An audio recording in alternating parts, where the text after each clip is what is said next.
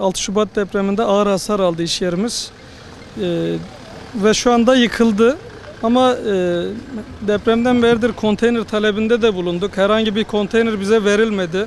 Şu iş yerimizle ilgili de hiçbir bilgimiz yok.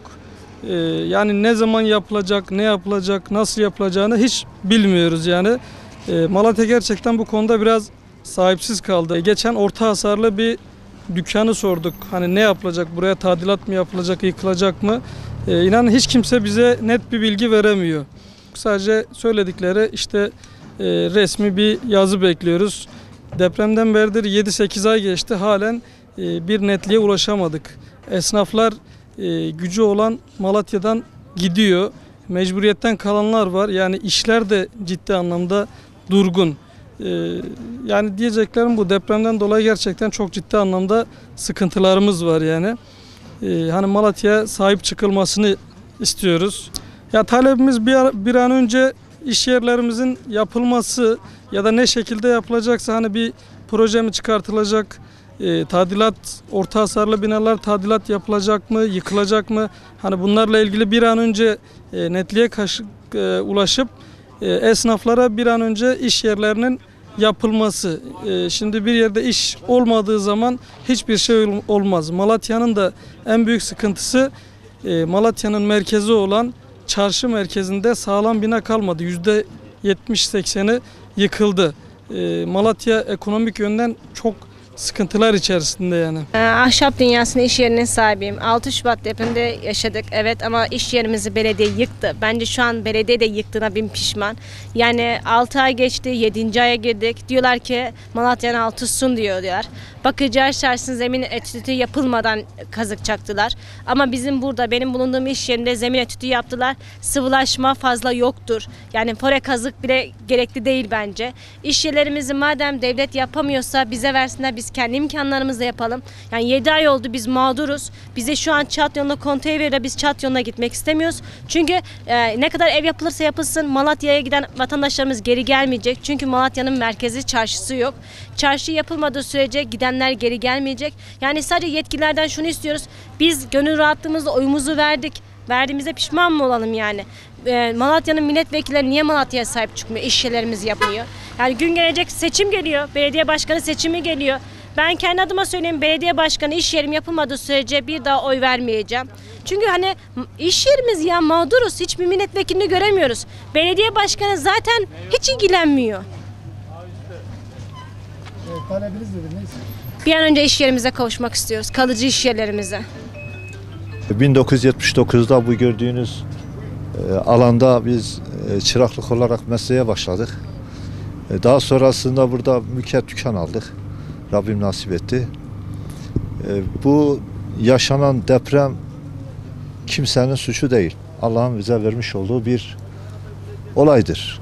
Ama bugün biz bakıyoruz ki Malatya bir sahipsizlik yaşanıyor. Yani Malatya'da sürekli iktidar partisi etkili olduğu halde maalesef biz milletvekillerimizi buralarda göremiyoruz. Onun için Malatya şu an benim gözümde mazlum, mağrur, yetim kalmış. Yani sahipsiz bir. Anne babayı düşünün ki bir çocuk sahipsiz. Yani bu ülke bu şartlarda ayağa kalkamayacak mı? Yani yapılmayacak bir durum değil. Ama hala bakıyoruz ki 8-9 ay geçmiş, hiçbir çivi çakılmamış. Yani ben şahsen üzülüyorum. Merkeze de gelmek istemiyorum.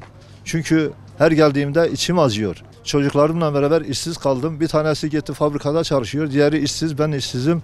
Elemanlar işsiz. Yani kimse işe de almıyor. 80 puan almış çocuk işe giremiyor. Yani ne bileyim işler aciz. Talebim bir an önce şuraya el atılıp insanların rahata kavuşması, esnafların rahata kavuşması. Şurada %10, %5 esnafın iş yapması bu Malatya'yı kalkındırmaz. Yani bizim istediğimiz şu, sadece ben değil, bütün Malatya halkı olarak ve diğer deprem bölgeleri de dahil bir an önce kalkınıp herkesin işine gücüne bakması lazım. Çünkü insanlarda daha psikolojik kalmadı.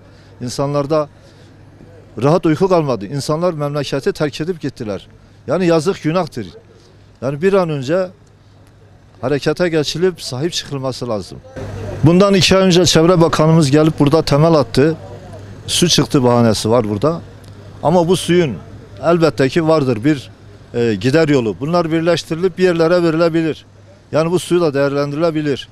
O temel atış, o gidiş bu gidiş. Daha kimse arkasına dönüp bakmamış. Daha kimse gelip ilgilenmemiş. Bugün biz zor durumda olduğumuz için niye gelip bize bakmıyorlar, sahip çıkmıyorlar? Oy zamanı gelip oy alıyorlar. Yani oy zamanı dediği gibi gelip esnafları, halkı gezip oy için geziyorlar ama bugün bu felaket gelmiş bizim başımıza. İnsanlarımızı kaybetmişiz, mallarını kaybetmişler, canlarını kaybetmişler, mülkünü kaybetmişler, işini kaybetmişler. Yani bunların bir an önce sahip çıkılması lazım. Bakıcılar Pazarı esnafıyım ben. Dükkanımız da oradaydı. İşte Allah'tan bir afat geldi, yıkıldı. Devletimiz büyük devlet. İnşallah yani her yere de yardımcı oluyor. İnşallah bizim bir ülkenin, ilin, ilçenin, şehrin ana kaynağı esnaftır. Dükkanlar olmayınca o il de olmaz. Bizim de tek ricamız yetkililerden, yani esnaf başkanı olsun, muhtar olsun, belediye başkanı olsun, milletvekilimiz olsun, başkanımız olsun.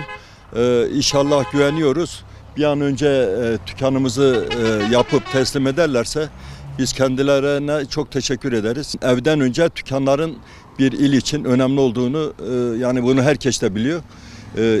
Bir esnaf, dükkanlar olmazsa o şehir gerçekten yaşanmaz yani. Şehri yapan esnafın dükkanıdır. Şu anda işte mağduruz yani. 81 il ve devletin böyle afat durumunda bütün yoğunluğunu bu illere vermesi lazım. Çocuğumuz okuyor, çocuğu nişanladık, vallahi ev veremiyoruz. Yani böyle bir mağduriyet içindeyiz ama yine şükrediyoruz. İnşallah yetkililer bunu yani göz ardı etmez. Bizlere de vatandaşına birinci planda yardım eder.